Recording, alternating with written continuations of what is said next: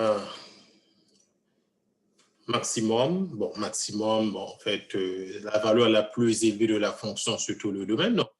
De moins 3 à 6, qui est le domaine de définition de cette fonction, sur tout le domaine de définition, quelle est la valeur la plus élevée de la fonction? Quelle est la valeur de l'image qui est la plus élevée sur tout le domaine de définition? La valeur la plus élevée ici, le maximum que je peux atteindre ici est 3. Quoi? Ça, c'est le maximum. Le maximum n'est pas 6. En 6, on atteint le maximum.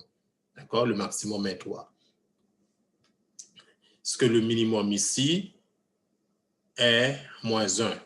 D'accord? Le minimum est moins 1. Par exemple, ici, on nous demande de déterminer les extrémums et les intervalles de croissance. Et quand on parle d'extrémum, c'est-à-dire, est-ce que la fonction a un minimum ou un maximum? Est-ce que cette fonction a un maximum? Je regarde, ma fonction n'a pas de maximum. Il n'existe pas de maximum pour cette fonction. Par contre, il y a un minimum pour la fonction. Donc, min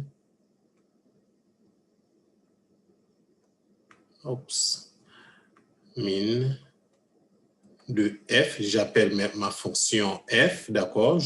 Min, c'est pour minimum.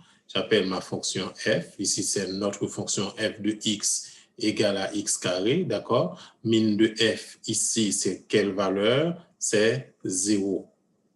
Donc, c'est la plus petite valeur que peut prendre la fonction est 0. Donc, il n'y a pas de maximum.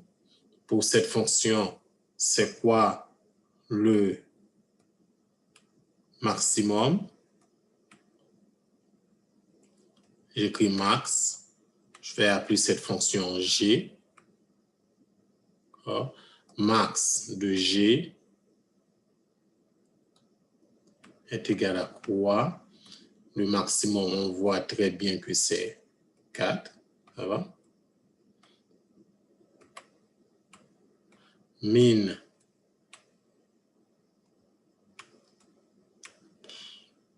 de g pour le minimum. C'est quoi la valeur du minimum pour cette fonction? Parce que le minimum, c'est 0, n'est-ce pas? Le minimum, c'est 0. Les intervalles de croissance, dans quel intervalle la fonction est croissante? Donc, g est croissante. Donc, pour dire que g est croissante, je peux faire une flèche comme ça, d'accord? Où tu écris g est croissante. G est croissante si x appartient à quel intervalle? Croissant, je vois que de moins 3 à moins 2, c'est croissant. De moins 3 à moins 2. S'il y a d'autres intervalles où c'est croissant, oui, de 3 à 6. Donc, de 3, moins 3, moins 2, union, intervalle 3 à 6. OK, je vais prendre une autre couleur pour ne pas brouiller. Donc, ensuite, G est décroissante, d'accord? Décroissante, je vais faire la flèche comme ça pour dire que c'est décroissante. Si x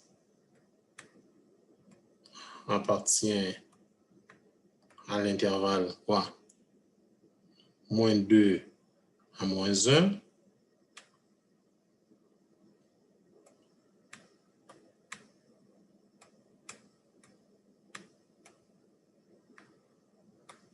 Moins 2 à moins 1. Et elle est décroissante pour 2 et 3. Donc, union, l'intervalle 2 et 3. OK. Ensuite, elle est constante. G est constante. Autrement dit, quand je dis G est constante, ça dit G est égal à 1. Donc, G est constante. D'accord? Si X appartient à l'intervalle. Le fait que je n'avais pas pris moins 1, je vais prendre moins 1 ici. Moins 1, 2. Et je vais prendre moins 2 et je vais prendre 2 ici. Ça va? OK.